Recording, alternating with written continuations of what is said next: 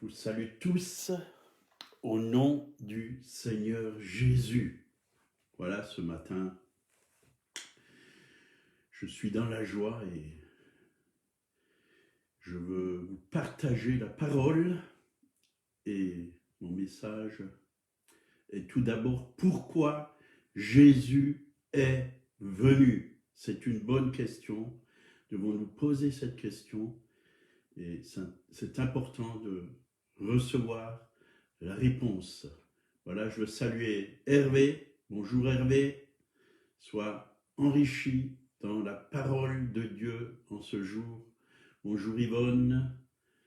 La joie, la paix du Seigneur soit avec toi, sur toi. Passe une très bonne journée en lui. Bernard Dérivé. Bonjour Bernard. Sois béni, toi, toute ta famille. Voilà, on va prier. Seigneur, merci, ta parole est avec nous. Tu nous l'as donnée, elle est en nous. Tu l'as déposée en nous, Seigneur. Oui, nous avons un bon dépôt. Oui, parce que tu as fait pour nous des merveilles à la croix. Tu nous as tout donné par ton Fils. Tu es vraiment venu nous remplir. Tu es venu nous bénir, nous encourager. Tu nous as fait naître de nouveau. Tu nous as donné un cœur nouveau, une vie nouvelle. Et encore aujourd'hui, nous voulons marcher en toi, avec toi. Et merci de diriger cette journée, Saint-Esprit. Éclaire encore notre intelligence. Révèle-nous encore ta volonté pour nos vies. Et que cette journée soit pour ta gloire, au nom de Jésus. Amen. Voilà, comme je l'ai dit, pourquoi Jésus est venu. La première des choses qu'on peut voir dans la parole de Dieu, c'est Jésus lui-même qui le dit. Jean 14, versets 6 et 7.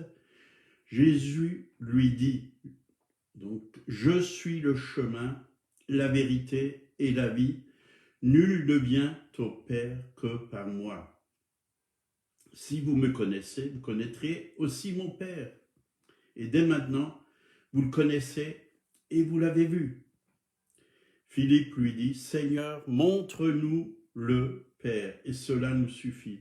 Jésus lui dit, il y a si longtemps que je suis avec vous, et tu ne m'as pas connu, Philippe.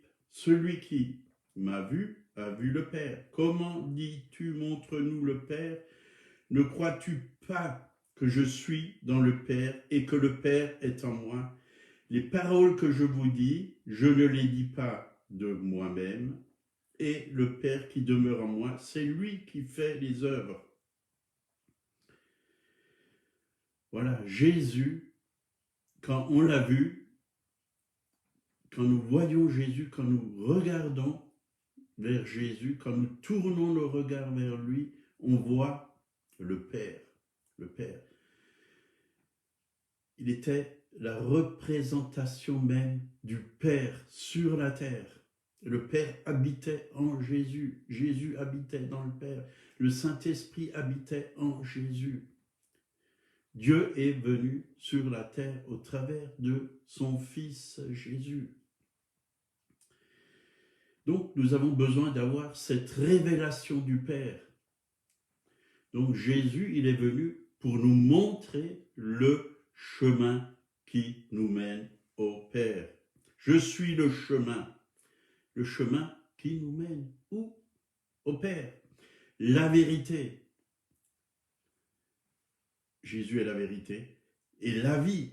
Nul ne vient au Père que par moi. Il n'y a pas d'autre chemin. Le but de la venue de Jésus, c'est de nous faire connaître le Père.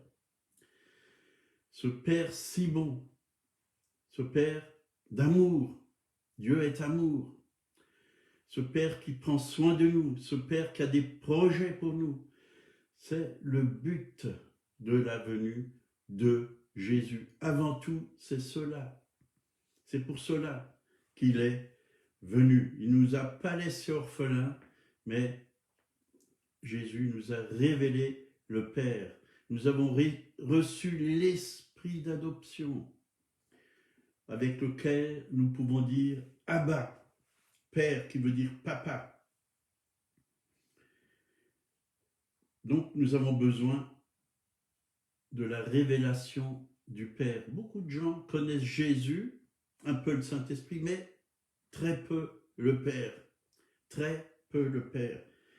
Et c'est ce que nous avons besoin de connaître. Le Père. Encore ce matin, j'étais assis là sur mon fauteuil, puis je disais au Seigneur, mais je suis là et comment tu as pu faire, oui, pour me créer tout à nouveau. Et bien sûr que le Père nous a recréés en son Fils Jésus. Nous sommes devenus de nouvelles créatures. Mais cette nouvelle créature, c'est une créature qui a été créée dans l'amour. Dans l'amour. Dieu nous a créés dans l'amour parce qu'il nous aimait avant tout, pour que nous puissions avoir une relation d'amour. Mais pas que la nouvelle créature qu'il a créée, mais tout ce que Dieu a fait. Il a fait par amour pour l'homme et la femme. Il a tout préparé pour l'homme et la femme. Toute sa création, parce que c'est sa nature. Dieu est amour. C'est sa nature. Et tout ce qu'il fait, il le fait avec amour, parce qu'il aime. Il aime les êtres humains. Il a créé le monde, il a créé la nature, les animaux, il a créé les étoiles, le soleil. Il a tout créé pour l'homme, les fleurs, toute cette beauté que vous voyez là dehors à l'extérieur. C'est parce qu'il nous aime. Il veut qu'on découvre qu'il est un Dieu d'amour. C'est pour ça qu'il nous a créés. Luc 10, verset 22,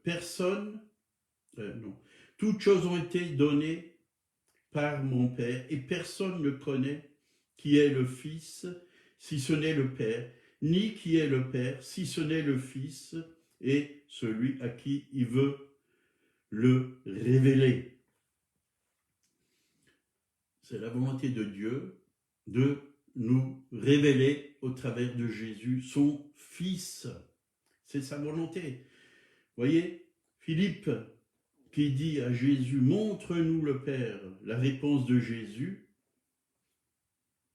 comment dis-tu, montre-nous le Père? Il y a si longtemps que je suis avec vous et tu ne m'as pas connu, Philippe. Celui qui m'a vu a vu le Père. Voilà, connaître le Père. On s'arrête bien souvent à Jésus. Bien sûr qu'il faut connaître Jésus, c'est très important. Il faut connaître le Saint-Esprit. Mais le but de Jésus, Jésus est le chemin, c'est de nous faire connaître le Père. Comment dis-tu, montre-nous le Père? Ne crois-tu pas que je suis dans le Père et que le Père est en moi? Dieu est un. Il n'est pas séparé. Le Père n'est pas séparé du Fils ni du Saint-Esprit. Ils sont ensemble. Ils sont un. Il n'y a qu'un seul Dieu.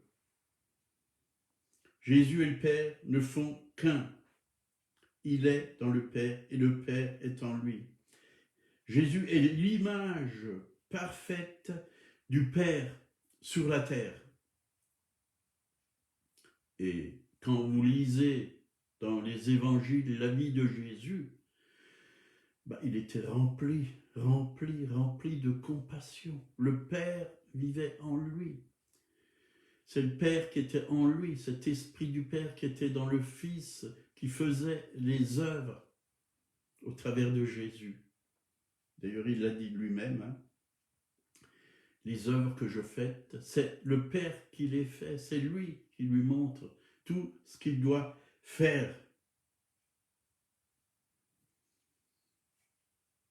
Nous aussi, l'Esprit du Père est en nous. Éphésiens 3, verset 15, que toute famille dans les cieux et sur la terre tire son nom du Père éternel. Toute famille, il est notre Père. C'est lui qui a créé l'homme. Et il l'a créé à son image. 2 Corinthiens 6, 18, je serai pour vous un Père et vous serez pour moi des fils et des filles. Il est pour nous un Père. Nous sommes ses fils, nous sommes ses filles, faisons partie de sa famille. C'est une belle famille, parce que tout ce que Dieu fait, il le fait parfait. Il le fait avec amour. Il nous a fait avec amour. On est né à cause de l'amour de Dieu. La nouvelle naissance, c'est une naissance d'amour. On est né dans l'amour de Dieu. Le Saint-Esprit est un esprit d'amour. Jésus nous aime. Vous voyez, Abba en araméen, c'est le Père géniteur qui donne la vie, mais aussi il y a un lien affectif qui unit un père avec son fils et sa fille. Il y a un sentiment intime, intérieur, profond, ayant connu celui qui est dès le commencement. Jean s'adresse à des personnes en les nommant pères, parce que ces croyants connaissent vraiment le Père céleste. Vous voyez, dans l'épître de Jean, 1 Jean, chapitre 2, verset 3, il est écrit « Je vous dis, Père, parce que vous avez connu celui qui est dès le commencement. » Vous, Père, il parle à des hommes qui sont matures, qui sont devenus des pères en Jésus-Christ. Il s'adresse à ces hommes qui ont connu le Père.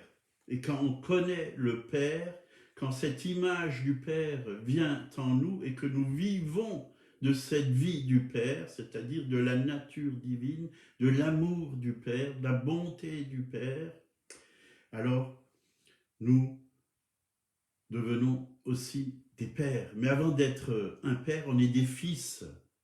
On est des fils. Nous devons connaître qu'est-ce qu'un fils, l'identité qu'on a de notre Père, qu'on a reçu de notre Père. Nous sommes des fils avant. Mais un fils n'est pas seulement appelé à rester un fils, il doit devenir un père. Un père. Lui-même, il doit devenir mature. Donc, c'est des pères à l'image du Père céleste. Avant de devenir des pères, donc nous devons être des fils, c'est-à-dire connaître notre identité. Et quand on est mature spirituellement, quand on est dans la maturité, alors on peut vraiment manifester, oui, ce cœur de père. Aujourd'hui, dans l'Église, il y a beaucoup de gens qui ont des titres, apôtres, prophètes, évangélistes, pasteurs, docteurs. Je ne suis pas contre les titres, puisque c'est Dieu qui les a appelés ainsi.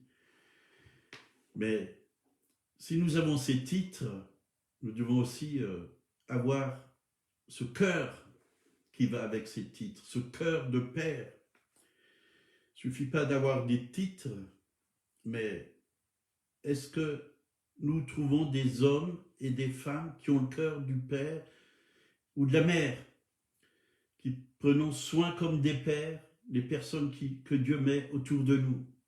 On en trouve très peu aujourd'hui dans l'Église ou dans les églises. Et l'apôtre Paul, lui, c'était vraiment un père. C'est pour ça qu'il parle dans ses épîtres du Père et d'être un père. Et on peut voir avec Timothée, 2 Timothée, chapitre 2, versets 1 et 2, « Toi donc, mon enfant », dans certaines traductions, il a dit « Toi, mon fils, fortifie-toi dans la grâce qui est en Jésus-Christ, et ce que tu as entendu de moi en présence de beaucoup de témoins, confie-le à des hommes fidèles qui soient capables de l'enseigner aussi à d'autres. »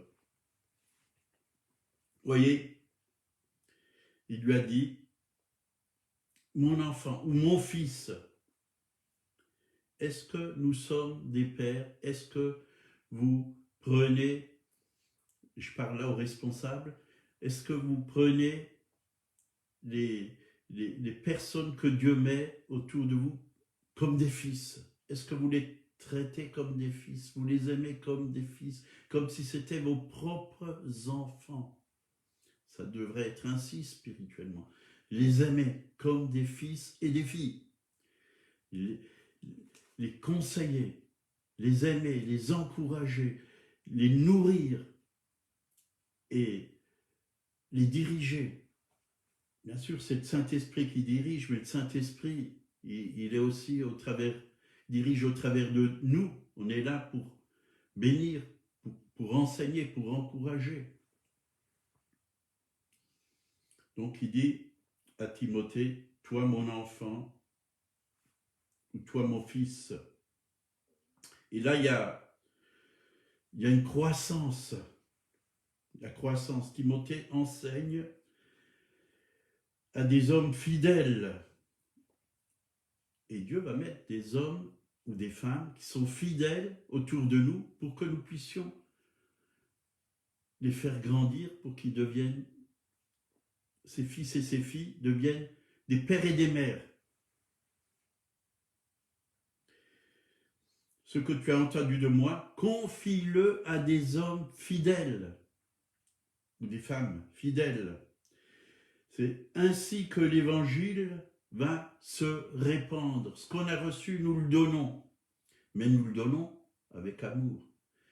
Nous le transmettons avec amour. Pour que ça puisse croître, il faut beaucoup d'amour. Parce que si on n'est pas dans la douceur, si on n'est pas dans l'amour, on va blesser. Quand on reprend les gens, nous devons les reprendre avec amour, avec douceur. Ne pas blesser les personnes. Nous devons être des pères, des mères qui aimons nos enfants. Et aimer, c'est aussi corriger. Dieu châtie celui qu'il aime. Le mot châtier, ça ne veut pas dire on lui tape dessus, on les punit, on les met dans un coin. Pas du tout. Châtier dans la Bible, c'est reprendre avec amour, remettre sur le bon chemin, corriger. C'est ça, c'est ça. 1 Corinthiens 4, verset 14 à 16. Là, il nous est dit, ce n'est pas pour vous faire honte que j'écris ces choses, mais je vous avertis comme mes enfants bien-aimés. Voyez, mes enfants bien-aimés. Car quand vous auriez 10 000 maîtres en Christ, et il y en a dans l'Église, on a beaucoup de personnes qui enseignent, il y a des prophètes, il y a des évangélistes, des docteurs, des pasteurs. Quand vous auriez 10 000 maîtres, vous n'avez cependant pas plusieurs pères, puisque c'est moi qui vous ai engendré en Jésus-Christ par l'Évangile. Voyez, on ne peut que avoir un père spirituel, c'est-à-dire quelqu'un qui est là, qui nous aime, qui prend soin de nous, qui veille sur nous, qui prie pour nous, qui nous aide dans tous les domaines, quelqu'un vers qui on peut se tourner et remettre aussi parfois nos difficultés, nos problèmes, quelqu'un qui va bien nous conseiller. Est-ce que vous avez trouvé un père ou une mère spirituelle qui vous aide? C'est biblique, vous voyez, l'apôtre Paul, il le dit. C'est pas une invention. Le père spirituel, c'est pas une invention. C'est 100% biblique. Paul est un père spirituel pour son enfant Timothée. Il en avait d'autres. Il en avait d'autres. C'est moi qui vous ai engendré en Jésus-Christ par l'Évangile. Beaucoup de personnes peuvent venir enseigner dans votre vie. Paul dit, vous n'avez qu'un seul père spirituel. Et c'est quoi un père, hein? C'est quelqu'un qui aime son fils, qui aime sa fille, qui console, qui prend soin, qui pourvoit, qui protège. On dit tel père, tel fils. Et c'est vrai, tel père, tel fils. On est engendré par des personnes qui sont remplies du Saint-Esprit, remplies de la parole de Dieu. On reçoit la semence de vie et ça devient aussi des hommes et des femmes qui sont matures. Et c'est quoi un fils? Un fils, il veut devenir comme son père. Surtout si son père est un modèle, il a envie de devenir comme son père. Et encore plus, si son père spirituel est à l'image de Christ, il a envie d'être aussi à cette image.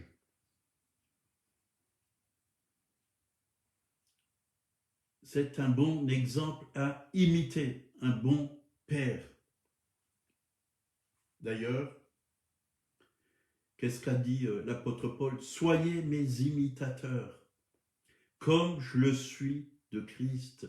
Le modèle de Paul, c'était Christ. C'était Christ. Soyez mes imitateurs, comme je le suis de Christ. Soyons des disciples. Le mot disciple, en grec, mététes, qui veut dire élève ou apprenti.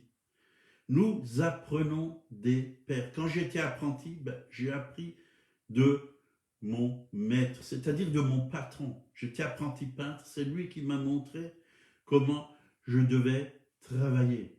Et quand je faisais les choses mal, il me montrait, il disait non, c'est pas comme ça. Mais il me le montrait avec amour, il me grondait pas. Il me disait, faut faire comme ça, et ça marche comme ça. Et à force de l'écouter, je suis arrivé à faire ce qu'il m'a demandé de faire. Et au début, quand je mettais de la peinture, ça coulait de partout, je mettais trop, ça me coulait même, vous voyez, le pinceau, ça coulait sur le pinceau, et ça me coulait même sur les bras. Et j'ai dû apprendre à mettre la peinture déjà sur le pinceau, pas trop en mettre, et après, bien l'étaler aussi sur les murs ou sur les portes pour que ça ne coule pas. Nous apprenons, nous devons avoir des modèles autour de nous. Nous devons avoir, oui, des maîtres. Nous devons être des maîtres. Les hommes mûrs, c'est des maîtres à l'image de Jésus. Et Jésus, vraiment, c'est l'exemple parfait. Les hommes, bien sûr, parfois ils font des erreurs. Il faut aussi savoir pardonner. C'est pas parce que quelqu'un qui vous apprend, qui va vous apprendre tout parfaitement. Parfois, il va faire des petites gaffes, oui, des petites erreurs, mais il faut accepter aussi les autres comme ils sont, les aimer, leur pardonner, parce qu'on a tous besoin d'être pardonnés en Jésus-Christ. Voilà, on va s'arrêter là pour aujourd'hui, mais gardons cette parole, gardons-la au fond de notre cœur et que nous puissions vivre pleinement la parole de Dieu, que nous puissions être à l'image du Maître qui est Jésus-Christ et que nous puissions surtout connaître celui qui nous a montré le chemin pour le connaître, c'est-à-dire Jésus nous a ouvert le chemin qui nous mène au Père, que nous puissions connaître ce Père. C'est surtout ça que nous avons besoin, connaître le cœur du Père et recevoir l'amour du Père. Au nom du Seigneur. Amen. Passez une bonne journée. Restez dans les bras du Père. Il vous aime. Je vous aime. Et nous devons dire aux autres, on vous aime. Parce que c'est ça, un père, il aime. Un vrai père, il aime. Il aime même s'il y a des défauts chez son fils, il l'aime.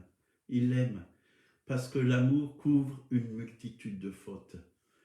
Bien sûr, il y a des défauts chez son fils. Il les voit, le père. Mais il ne va pas toujours venir et lui montrer ses défauts. Il sait s'il se sent aimé. C'est sa bonté. La Bible dit, c'est la bonté de Dieu qui nous pousse à la repentance. Soyons bons avec nos frères et sœurs. Et quand ils vont voir la bonté de Dieu en nous, ils vont voir qu'ils ont besoin de recevoir cette bonté aussi et de mettre leur vie en ordre, en règle. Ce n'est pas toujours en accusant, en montrant du doigt, mais c'est l'amour de Dieu qui nous pousse à la repentance. Voilà, soyez bénis, passez une très bonne journée. Seigneur, que ta parole soit gravée dans les cœurs de mes frères et sœurs. Et si quelqu'un ne connaît pas Jésus, quelqu'un qui entend maintenant ou plus tard cette vidéo, sachez que Dieu a envoyé son Fils Jésus pour vous sauver, pour que vous ne soyez plus dans les ténèbres, que vous ne soyez plus dans vos péchés. Jésus est venu pour enlever les péchés du monde. Et tout être humain naît dans le péché, est pécheur. On a hérité cela d'Adam, mais Dieu veut pardonner nos péchés. C'est pourquoi Jésus est venu pour vous laver, pour vous purifier. Il a versé son sang à la croix. Acceptez ce sacrifice qu'il a fait pour vous. Il vous aime. Acceptez Jésus comme votre sauveur et votre vie sera transformée. Je vous encourage à le faire, qu'il devienne votre sauveur, votre Seigneur. Acceptez aussi sa parole. Si vous n'avez pas de Bible, lisez la parole. Achetez une Bible. Vous en trouvez partout aujourd'hui. Achetez une Bible et commencez par le Nouveau Testament. Ça va vous parler. Dieu va vous parler au travers de la Bible. Mais avant tout, donnez votre cœur à Jésus et il va le transformer. Il va vous donner un cœur tout nouveau. Passez une bonne journée. Soyez bénis. À demain. Au revoir.